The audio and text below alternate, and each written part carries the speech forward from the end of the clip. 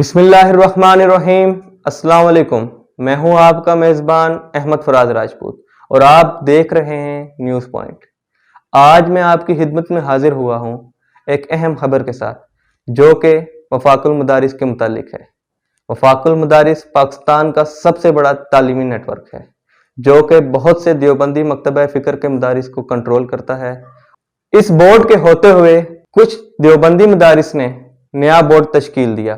تب سے کچھ چہمگیاں تھی کہ کیا یہ بورڈ وفاق المدارس کے کنٹرول میں ہے یا اس سے الگ ہے، لیکن آج وفاق المدارس نے اپنا فیصلہ سناتے ہوئے ان مدارس کے ساتھ الحاق ختم کر دیا جو کہ نئے بورڈ کے ساتھ ملحق تھے۔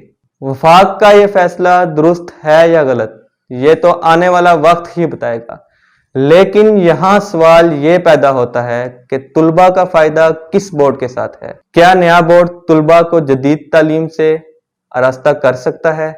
کیا نیا بورڈ دینی مدارس کے طلباء کی ڈگری کی ویلیوز کو بڑھا سکتا ہے؟ یہ دو وہ سوال ہیں جس پر آئندہ نئے بورڈ کو پرکھا جا سکے گا۔ بہت شکریہ۔